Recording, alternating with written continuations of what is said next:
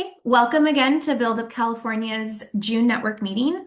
My name is Esmeralda, and I work at the Low Income Investment Fund with Build Up California. Build Up California is our statewide initiative that advocates for the expansion and improvement of childcare facilities across the state. A few notes before we get started. Please use the Q&A feature to ask your questions during the presentation, and we will make sure to get to them at the end of the presentation. And if you need any support with interpretation, please reach out in the chat to either myself or Lim. And then this is, again, our second session in the series, Inclusive Spaces, which we are co-hosting with Build Up San Mateo County. I am now going to pass it off to Christine Padilla to introduce herself and our speaker. Hi, everyone. Thank you, Esmeralda. I'm Christine Padilla, and I'm the director of Build Up San Mateo County. We're a countywide initiative dedicated to preserving, expanding, and improving high-quality childcare facilities so that children, families, and providers have the access to safe, supportive, and enriching early learning environments. We're excited to welcome back Elley Ho for part two of our Inclusive Spaces series. Elley serves as the coordinator of early learning supports with the Innovations Collaborative at the Santa Clara County Office of Education. She brings nearly 3 decades of experience working with young children of all abilities and is passionate advocate for inclusive early learning environments. In today's session, Elley will help us better understand the impact of trauma on a young child's development and share practical strategies that educators can use to foster resilience, connection, and a sense of safety in the classroom. Elley, thank you for being with us today. We're grateful for your partnership and your expertise, and I'm happy to turn it over to you. Thank you so much, Christine. I will be sharing my screen as we speak. Just want to make sure you can see my screen and my slide. All Yeah. right. Thank you so much. Thank you so much. And good evening, everyone. Really delighted to be here. Again, my name is Elley Ho. Um, I am a certified trainer in this particular module when we think about trauma responsive and resilience building practices for early childhood educators. And I'm really delighted to be sharing this learning journey with you all tonight. There is going to be a part two, which we will talk a little bit about at the end of our webinar today. But just so we know why we are here, because this topic is so important as we serve our children with varying backgrounds and needs, and especially when we wanted to create an inclusive space for all our learners. Just so we get started and understand where we are coming from. After the pandemic, we are seeing a drastic increase in children having behaviors that we might find challenging. So let me first start by sharing some data with you all. These are valid data from the US. There are about 50% of children in the US that have experienced one trauma before the age of 6, and at least 67% have experienced one trauma before the age of 18. So this all means that almost 7 out of 10 of us have experienced trauma. And the fact that we choose to be here tonight implies that not only we know how important trauma responsive and resilience building strategies are, we wanted to do more. And we want to have more tools in place so that we can be a caring and responsive adult to the students that we serve.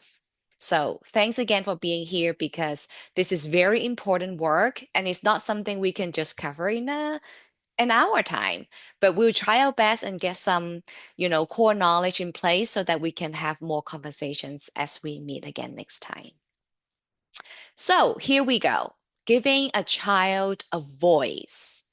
When we think about giving a child a voice, we are talking about children who might not have a voice or have lost a voice because of their traumatic experiences.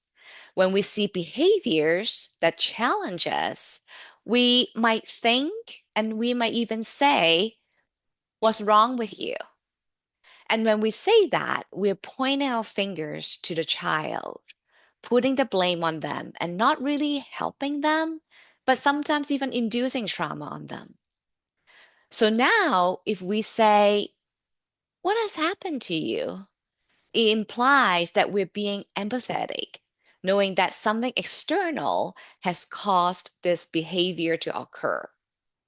And now we're being trauma informed and we are taking time to learn and pause our reaction so we can better serve our children. Finally, this is the question we wanted to really ask ourselves. What is your behavior communicating with me?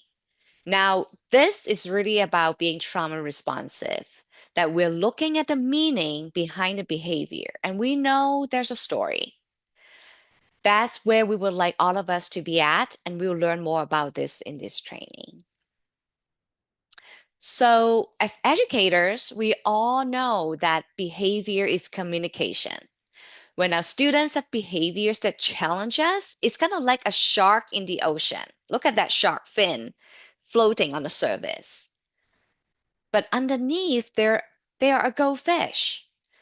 What we like to know is we are looking beyond the shark fin, knowing that that's just dysregulated behaviors. And we're trying to figure out what that goldfish is thinking. So for most children, the first three that is listed here are the reasons behind the behaviors. And that's what we've learned from most social emotional curriculum, that children are trying to gain someone or something, avoid someone or something, trying to express a sensation or sensory need or emotion. But the last one is the meaning of behavior for those who have experienced trauma, which is they're telling us that they're not feeling safe. We might not know all the stories behind, and it's okay because all we need is some tools on trauma responsive strategies that can help them feel safe, which means having sometimes just a solid social emotional curriculum is not enough. They need to feel safe before they can learn. And that's what we're going to touch on today. So here's an agenda with the topics we'll be covering tonight. The disclaimer is that this is designed to be a full day training, and so we are condensing a lot of information with our time together. And again, today is our part one, and there will be a part two coming up in September, so stay tuned for that. As for tonight, we'll be thinking about neurobiology, what our brain looks like when we think about trauma, what's the impact, what neuroplasticity mean, and what exactly that carries forward in terms of building resilience and knowing that there's hope in all of us. And we'll go over one strategy tonight in terms of safety building and resilience, and that will be attuned and responsive relationships. So, before we start it, we want to make sure that we all know the definition of trauma. When we think about what trauma is, here's our definition. And I wanted you to notice there are two parts to this. Trauma is defined by the individual's sensory system, not by the intensity of the event, and if there are long-term adverse effects, mentally, physically, socially, emotionally, and or spiritually. So that's a lot of information just in one sentence, right? So again, the intensity of the event is not as relevant to how our sensory system responds to it. So imagine, let's say myself and my brother, we're both raised in the same household, and we might get punished by our parents the same way. We were in trouble at the same time, but our outcomes might be different depending on how our sensory system interprets the event. Me as a crier, I might be crying and I might be getting that out of my system versus my brother, he's trying to keep it all to himself, and that might bring forth a different impact into his sensory system. So, again, how we interpret is based on our sensory system, and so our outcome might be different. So, let's think about those children who were impacted by the trauma right now. Feeling safe and in control is an important aspect of coping with toxic or traumatic stress. When feeling out of control, a child might become over or under controlled. Over controlled might look like they are perfectionist. Don't we have perfectionists in our space, in our classroom? Children who want things their way. They want to control the situation. When you tell them it's time to clean up, they don't want to do that. They want to be the boss. So that's the over controlled behavior. Under controlled might look like sometimes you might say, I don't know how Johnny go from one end to another. He was fine and then all of a sudden he's so upset. From calm to dysregulated. So they're having this what we call fight flight response by either running away or hitting or throwing. Those would be the fight responses. So under control looks like they could quickly go from one end to another.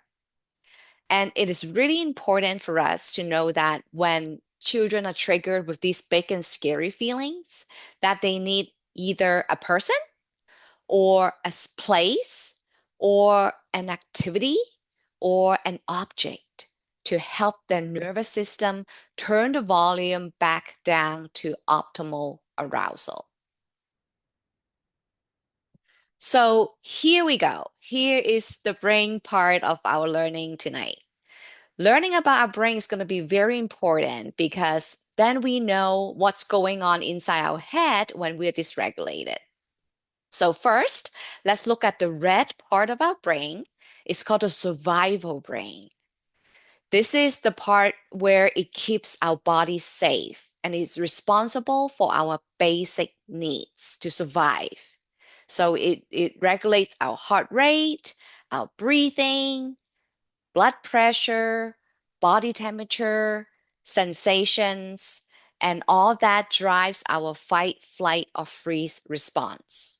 So let's say we're in a real danger. There's like an earthquake happening. Our heart rate goes up, we breathe faster, our blood pressure goes up, right? So these are all automatic. Our body knows how to respond. And it will put us to a survival mode, whether we just run outside or we hide those or we just got so scared we froze because we don't know what to do. So those are what we call the fight, flight, or freeze response. And this part of the brain has no reasoning. They just do whatever works for ourselves to survive. And now when you look at the blue part of the brain, there's a little center in the middle, looks like an almond shape. It's called amygdala. That's our alarm inside our limbic brain. So it is an alarm for our emotional brain, which is also called the limbic brain, and it has one job, which is to scan for real or perceived danger. So a real danger could be, like I said, an earthquake, or a perceived danger could be while we're driving and someone just swerves in front of our car that we feel like, oh no, I'm gonna crash.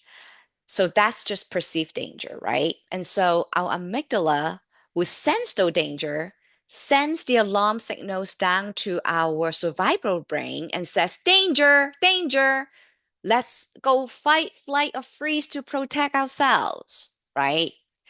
It also can happen when we have too much stress. Like you had a long day at work and you're stressed out because kids are crying and screaming for a prolonged period of time and you're just stressed out. Now your emotional buttons are pushed. So now you get to that, when the kid starts to cry again, you get into that fight, flight, or freeze response.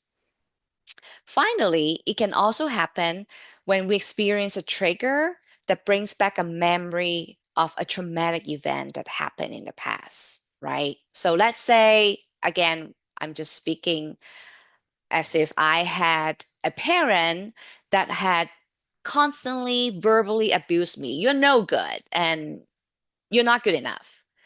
And then I'm always in trouble because I'm not good enough. And one day your supervisor says to you, to me, I have something to talk to you about. So can you come to my office? On the surface, this has nothing to do with my parent. But however, my body's alarm is sending off signals which cause me to be in this heightened sense of anxiety, like, oh no, what did I do wrong? Am I not good enough? What's wrong, right? So that's a perceived danger that is actually not happening, but yet it brings me back to that history of abuse. So that would be an example of how our amygdala will also send signals, even though it's not really happening as dangerous, but is a perceived danger triggered by something happened from the past. So now our emotional brain, our limbic brain here, has two functions. It let us express our emotions, and it also helps us to wire for attachment. So when we are connected, when we feel connected, when we feel we belong, or when I'm stressed out and someone came to comfort me, it buffers and protects the adverse outcomes of stress.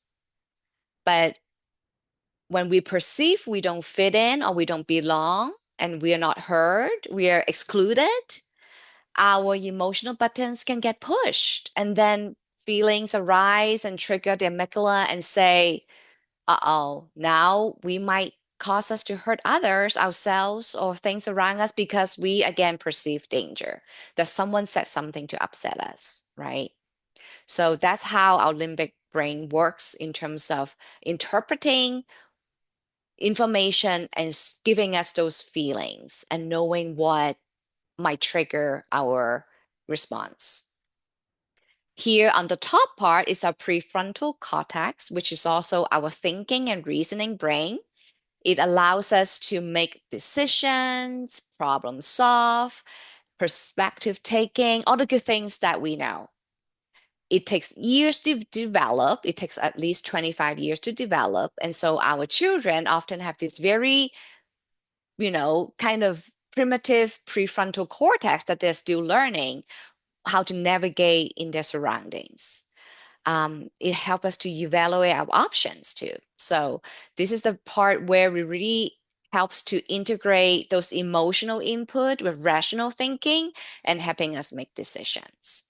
So that's a lot for tonight regarding the parts of the brain, but we will see how all these parts of the brain relates to how we might interpret events happening in front of us. So guess what? We are all brain architect here because 1 million new neuron connections per second are being built every second in children 0 to 6. Can you believe it? That every single experience our children have helps to rewire those circuits. So, how important it is for us as we spend most of our day with our children, that those experiences that are supportive, nurturing, and in tune to our children's needs really help them to rewire their brain.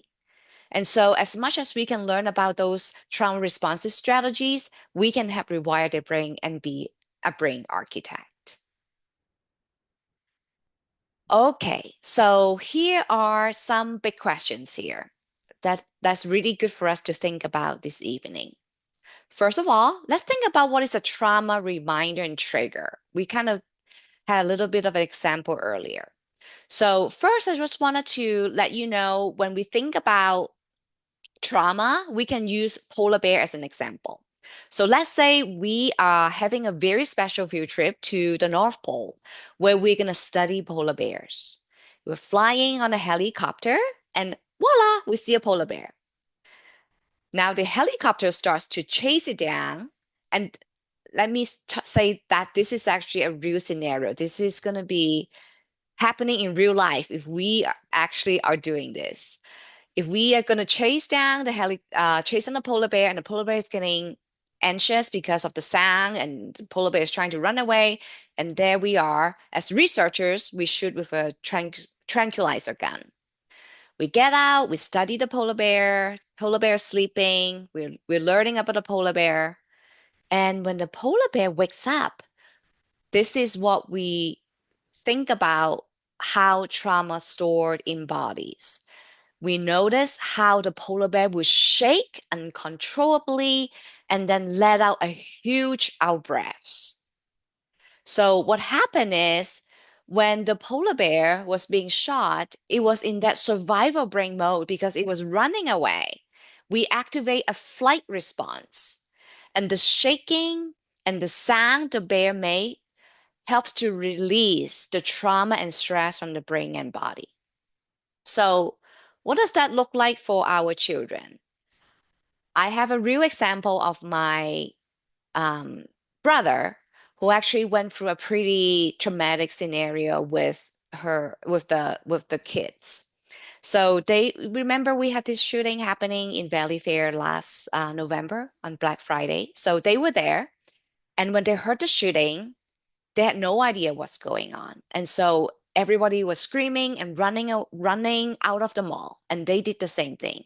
And as they ran, they fell. And then, there are three kids. And so they were trying to just make sure that everyone is safe and ran out. And as they ran out, they took an Uber back home.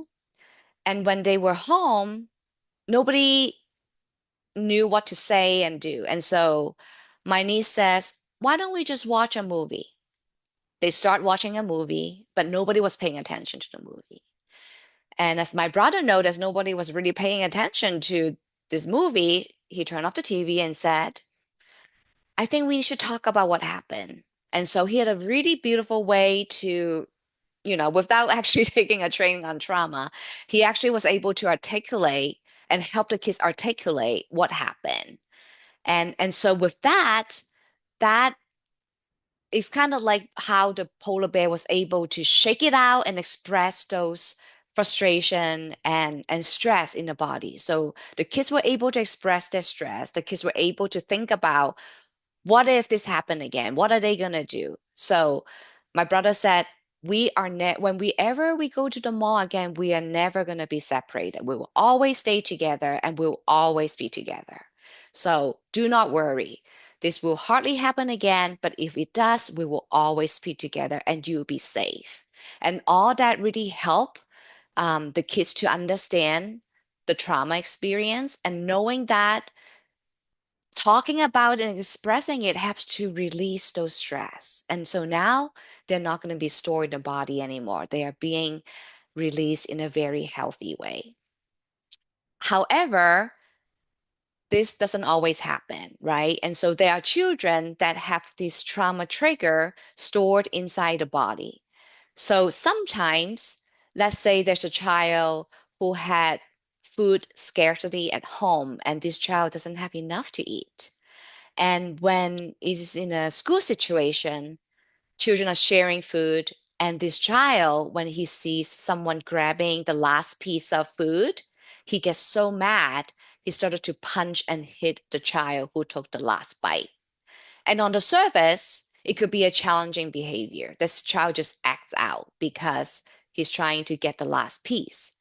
However, in the real story behind this child, this is a trauma trigger because the child does not have enough food at home. A lot of times, challenging behavior can look just like a trauma trigger. And sometimes we don't know all the story. As a teacher, you don't know all the stories that the child went through, but it's okay. We can always remind ourselves there could be another story behind this child, and let's use a trauma responsive approach to care for this child, to understand this child's needs. And with that, I'd like to share with you this slide that I'd like you to take about 30 seconds to scan the slide to understand what we mean by fight, flight, freeze response in pre-K to school age children who are exposed to trauma. So these are all the possibilities that children might show up in front of us when they have trauma. And I just wanted you to have a quick moment to look at these.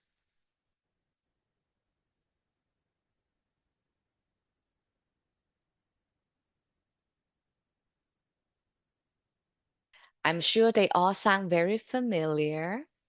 with what we've seen in our space, in our classroom. And sometimes these dysregulated behaviors are very similar to challenging behaviors because they kind of look alike. But anything, when we think about dysregulated behaviors that are related to trauma, are usually triggered by non-threatening events that were perceived by the child as threatening, which brings them back to a past memory. Okay. So whenever you think, where does this come from? He was fine and now he's just acting out. It might be telling us something more than we know. So keep that in mind as we think about our children, knowing that there might be a story behind. So here's a question for all of us. Why does trauma affect some children more than others? If you have any idea, feel free to put it in the chat. We'd love to hear from you why some trauma affects some children more than others. What are some reasons that could happen? We can think of at least six reasons. So feel free to put in the chat if you have any idea, a wild guess.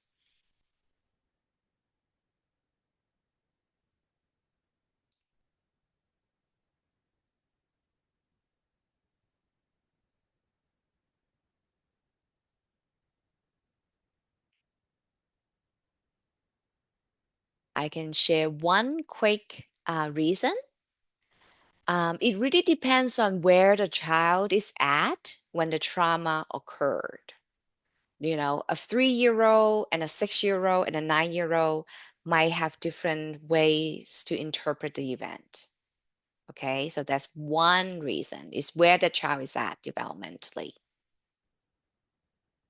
Feel free to put your guesses in the chat.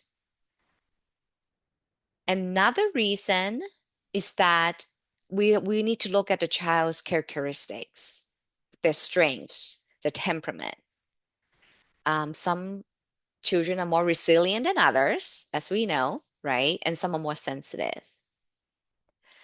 We also want to think about the intensity of the event, whether there were multiple events that could be triggered. You know, parents are divorced. Now we have to navigate from home to another. And then there's this stranger in the house that the child is not familiar with. So when we think about series of events versus one big event, that could have different outcomes.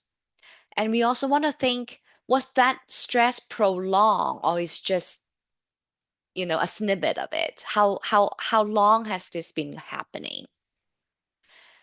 And two things that are the most important piece, like the example I gave with my brother's case, is the quality of the care the child receives immediately after the event. That really makes a world of difference. And also whether there are other external resources that are healthy outlets for the child, like if there's a sports or a group or an activity, a hobby that the child can actually express themselves, that it really helps the child to feel safe and have a sense of belonging and connection can really help as well. So with that, we know that all brains can be rewired and healed through neuroplasticity. And what does that exactly mean? I'm going to show you a video to explain how. And knowing that change, healing, and building resilience is really possible for across the lifespan, not just in childhood, but right now, at any age with every one of us. So let me make sure you could hear. You're sharing sound, that's right. And so I'm going to play a video, 2 minutes, to really talk about neuroplasticity as a protective factor against the adverse impacts of trauma on children and their brains. Not so long ago, many scientists believed that the brain did not change after childhood, that it was hardwired and fixed by the time we became adults. But recent advances in only the last decade now tell us that this is simply not true. The brain can and does change throughout our lives. It is adaptable, like plastic. Hence, neuroscientists call this neuroplasticity. How does neuroplasticity work? If you think of your brain as a dynamic, connected power grid, there are billions of pathways or roads lighting up every time you think, feel, or do something. Some of these roads are well-travelled. These are our habits, our established ways of thinking, feeling, and doing. Every time we think in a certain way, practice a particular task, or feel a specific emotion, we strengthen this road. It becomes easier for our brains to travel this pathway. Say we think about something differently, learn a new task, or choose a different emotion. We start carving out a new road. If we keep travelling that road, our brains begin to use this pathway more, and this new way of thinking, feeling, or doing becomes second nature. The old pathway gets used less and weakens. This process of rewiring your brain by forming new connections and weakening old ones is neuroplasticity in action. The good news is that we all have the ability to learn and change by rewiring our brains. If you have ever changed a bad habit or thought about something differently, you have carved a new pathway in your brain and experienced neuroplasticity firsthand. With repeated and directed attention towards your desired change, you can rewire your brain.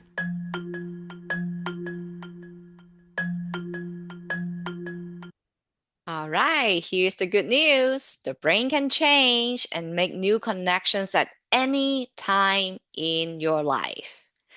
So here is Dr. Daniel Siegel. He's a psychiatrist and he is very well known in the field in terms of trauma responsive practices. He said, "We are not held captive for the rest of our lives by the way the brain works at this moment. We can actually rewire it so that we can be healthier and happier." This is true not only for children and adolescents, but also for each of us across the lifespan. Doesn't it sound lovely and promising? We can all do it. All right, so here is a beautiful way for us to think about how we respond to our environment. Think about the rainbow as what we call the zone of optimal regulation. Again, this comes from Dr. Daniel Siegel. This is where when we are in the rainbow, we can function optimally and are able to access the cortex, which is the executive brain, to focus, to listen, to reason, to problem solve. Okay? So now, when we are dysregulated, we either go into the hyper arousal or hypoarousal. Okay, and that's where we have those fight or flight or freeze response. And children who experience trauma have a very small window of tolerance, window of regulation. The rainbow is very tiny. They usually go out of it. So our goal is that when we consistently implement trauma responsive practices, which we'll be learning coming up, then over time, we can actually rewire the brain and body to help them feel safe and to widen that optimal arousal so that they can actually feel much safer, that they can actually, when they have big emotions, they have the resilience to regulate without popping into fight, flight, or freeze responses. So here are the key practices that are good for all children, not just children with histories of trauma. These are the 4 key practices. Tonight, we'll go over the first one, attuned, nurturing, and responsive relationships. And we'll have more practical examples next time we meet to talk about the other 3 key practices. So here we go, supportive relationships and attunement. When we think about attunement, I wanted to invite you to think about inquiring, thinking about being curious, thinking about what is the child thinking? And what is it in their head, right? That's the attunement piece that we're carefully observing them and responding to their dysregulated behavior by asking, what story is this child communicating with me about how he feels and what he needs to feel safe? That we're focused on their emotional state, not no judgment, no reactivity, but with curiosity and empathy. So again, going back to our goldfish, um, trauma responsiveness is really about pausing and thinking to ourselves, what is their behavior communicating with me, right? It's beyond the basic three reasons, and we're thinking about how can we make them feel safe. It might have nothing to do with us. It's really about their stories. And so our inside voice have to change from what is wrong with you to understanding the meaning behind the behavior as our practice in our relationship building piece. So here is a beautiful quote. Children who have been harmed in the context of a relationship can only be healed in a relationship. You will never truly change a child's heart without first establishing a relationship of trust and unconditional acceptance. Every child needs one adult they can feel safe with in order to heal the harmful effects of trauma. So here we go. We have a slide here that really, again, brings us back to thinking about the fight, flight, or freeze response. We've seen this earlier, right?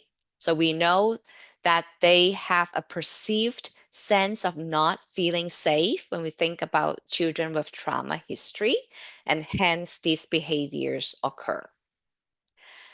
So now what I'd like to invite you to do, we have upcoming 3 slides that are all strategies when we think about how we can attune to their needs and build connections with them.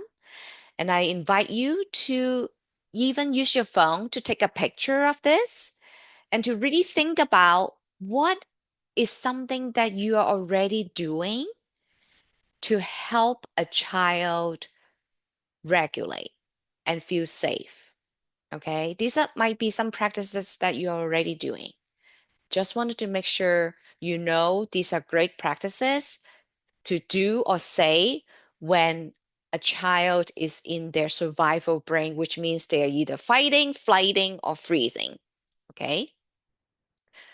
I wanted to also share a Spanish version. I put it in the chat. All these information in Spanish in case you like to look at them in Spanish. It is in the chat. You feel free to click on the link.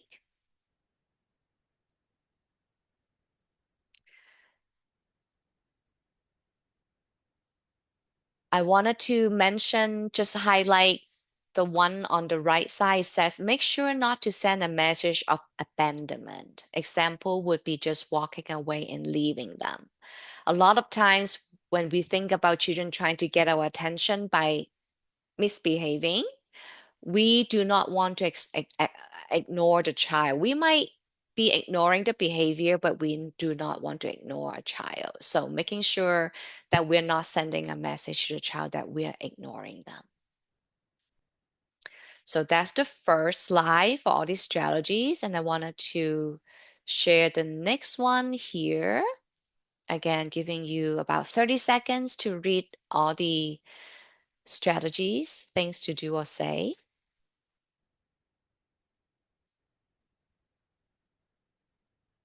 And jot down anything that you think you can do. You might not be doing right now, but you can do.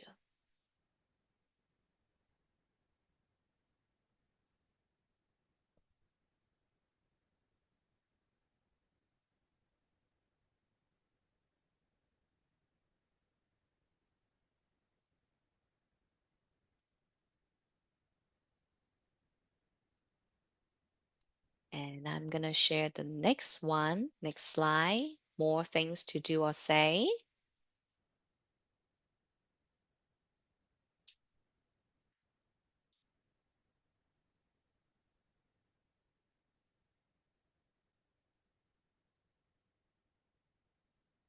Again, think of one strategy that you would like to engage with your children that might be listed here that you like to try.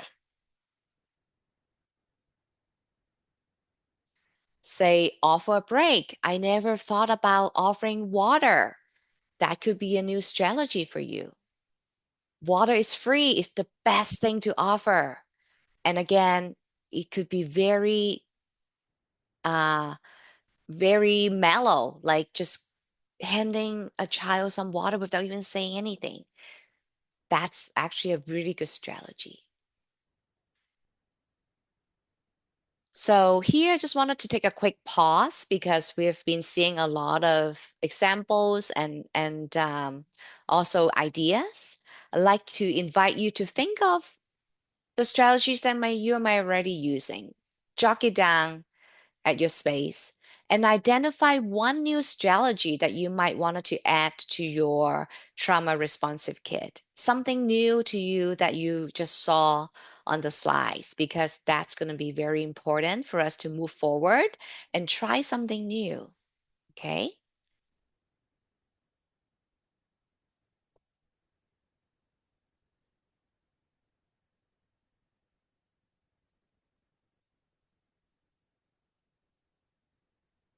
I'm just going to give you another opportunity to take a photo if you haven't done so on the 3 slides that I just shared.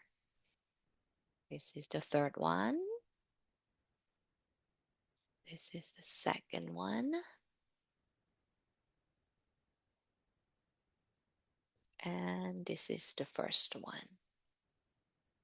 And if anything stood out to you, feel free to put in the chat so we know that you're reading and you have some new ideas for yourself to try with your children.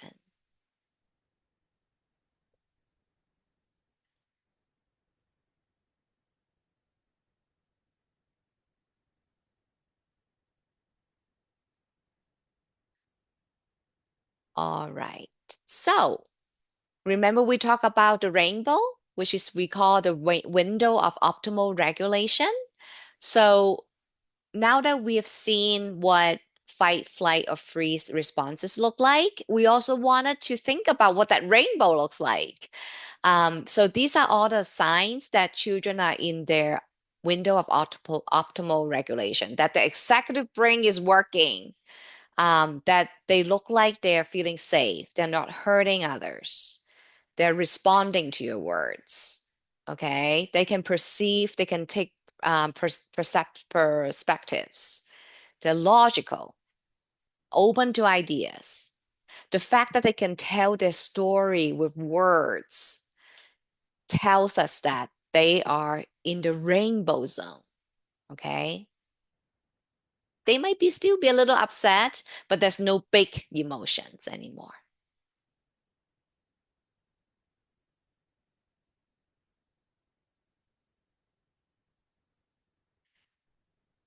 So, guess what? There are things that we can do when the child is calm and have access to their executive brain. Okay, knowing that they feel safe and then their cortex is open for business. These are all the things that they can do. They can listen, they can follow instructions, they can re-engage in activities. So these are all really beautiful things to do. So again, when you see your child able to do that, that means they are in their rainbow zone, the window of tolerance zone. And there's one thing that we often remind our educators about is the art of pausing.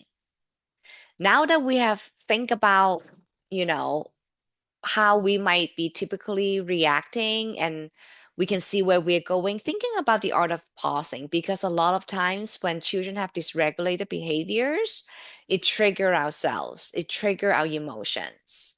So when we cultivate that space for a pause, we can actually prevent our own reaction from being reactive from our hindbrain to really using our thinking brain, you know, and look past the shark fin and look at the goldfish and again wonder that big question that we should always keep in mind, which is, what does this child need from me to help them feel safe?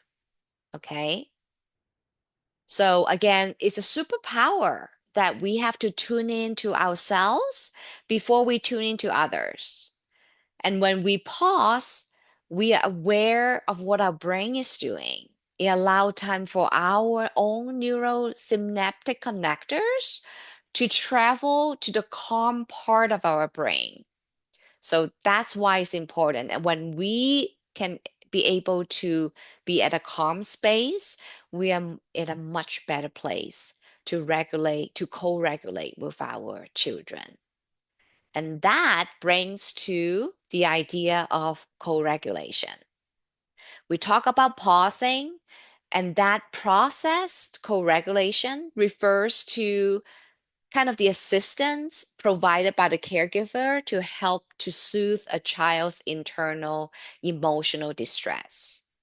So as children learn to independently regulate their own emotions, they rely less and less on us to regulate, right? But in the case of children who can easily be dysregulated because of traumatic stress, it is really important for us to demonstrate a willingness to help them when their stress response are triggered. However, we can help them if we don't have a strong relationship with them, right? If someone that you don't like show up, you don't want to dysregulate. You don't want to regulate with that person. We want to make sure that we are well connected with the child so that the child actually feels safe with you. We then can use our state of regulation to interactively guide a distressed child back to regulation. So, for children who are having a trauma reminder or trigger and ended up in fight, flight, or freeze, it is very useful for us to help children to use relationship practices to help a child feel safe. Okay? We can use whether it's a person, ourselves, a person that the child can relate to, a place, it could be a calming area, an activity, it could be something the child likes to do, could be jumping, it could be hugging something, an object, it could be a stuffed animal, something that the child likes to hold on to, it could be a blanket, right? And the way we wanted to address this is that we want to help the child differentiate the past from the present. And this is very important for us to remember, that we can say to the children, you are here now and there's nothing dangerous. We're here with you and you're safe. Okay. So in that way, we're helping the survival brain to go away from the fight, flight, and freeze response. And sometimes that cues could be different, depends on the children, and not one recipe fits all. So we like to keep trying different strategies. And sometimes one time strategy doesn't work either, and we wanted to repeat ourselves over and over again so that that becomes part of a muscle for our children to learn about. And with that, I'd like to let you know that I didn't make this up. This is actually based on a very useful book. It's called Trauma Informed Practices for Early Childhood Educators. I'm trained by one of the authors here, and it's a very useful resource to learn more about what I've just shared with all of you. There are more resources that we could share, which includes These four books, one of them was the one that I just shared with you. There's also other books here that are listed here. Feel free to go to optimalbrainintegration.com/books. It's a wonderful website that has a lot more information as far as thinking about understanding the brain, the neuroplasticity, and how our brain is wired to help us survive, and how we can actually cleverly think about how we can actually train our brain to think certain way. And with that, I wanted to, again, to share with you all that we will have a part two coming up. We name it Creating Safe, Nurturing, and Predictable Learning Environments to Promote Resilience.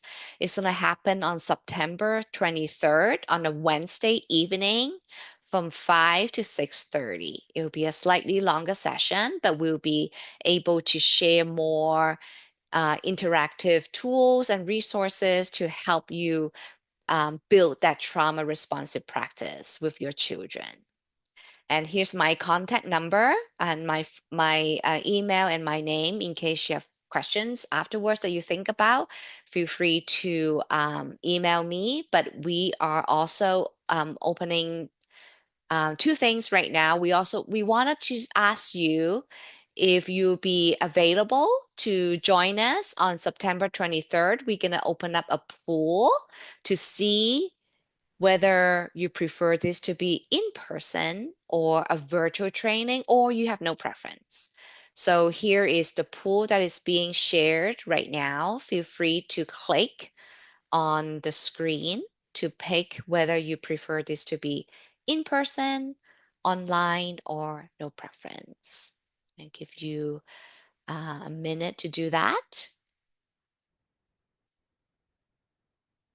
At the same time, I welcome any questions that you might have, and feel free to put it in the chat and we'll be able to respond.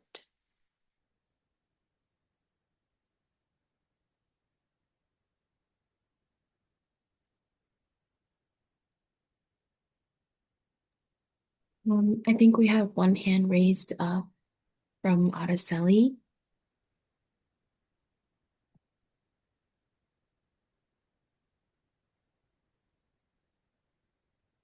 Do you have a question?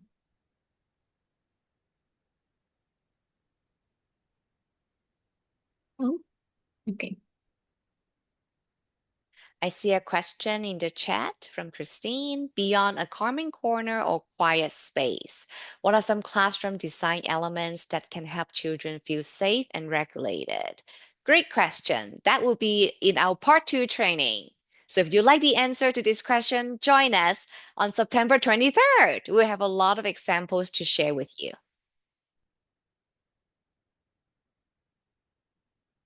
I just wanted to check and see if the pool is still up. Okay, just want to give another 10 seconds for us to respond to that. There's also a question in the Q&A feature right now, Ellie. It's from one of the participants at Araceli. It's asking, do we have to enroll in the next class or will we be enrolled automatically for the next class? Who can answer that question in terms of registration? I think if you're interested in signing up, you just need to sign up once it's made live. I don't think you'll be automatically enrolled, but we will automatically share the information with all the people who registered for this session. We had, I believe, 29 people who registered, and some of them are live and some of them are not. So some people will be watching it in post. So if you did register for this, you will get the information and then you can sign up afterwards. And then there's a question about for part two, if we could potentially change the time from 4:30 to 6 p.m. Are we flexible on the time? I know that currently we have the time blocked off for 4:30 to 6 p.m. I don't know if it's possible for us to change it. I would rely on other folks on the call to let us know whether or not. we could potentially move it to earlier.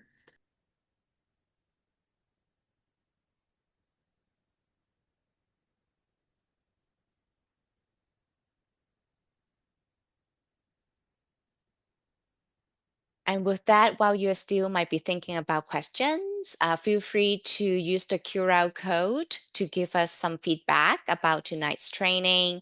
There's the English QR code and also the Spanish QR code that you could choose from. Feel free to also leave questions there. That way we can actually address them at our part too as well. Thank you so much, Ellie, for joining us tonight. We really appreciated all of the information that you had to share. I took pictures of all of those slides and strategies. I have a 2-year-old and I felt like I could use these on a daily basis. So I truly, really appreciate it. And I know that the folks on this call did as well. We also had another person on the Q&A said, great, I'll be waiting for this information. Sounds like there's excitement about the class to come, which is in September. So you will be getting more information. And with that, want to say thank you again to Build Up San Mateo County for their partnership, and to our staff who are here to support Lim, and also our translator. And it looks like we had 9 out of 9 people from an online training being requested over an in-person. So perhaps that's what we will do. Thank you for your sharing your preferences. We really appreciate that and wish everyone a good night. And don't forget to vote. It's still not too late. Thank you, everyone. Have a great Bye. evening. Thank you. And Lim, you can stop the recording too. Thank you.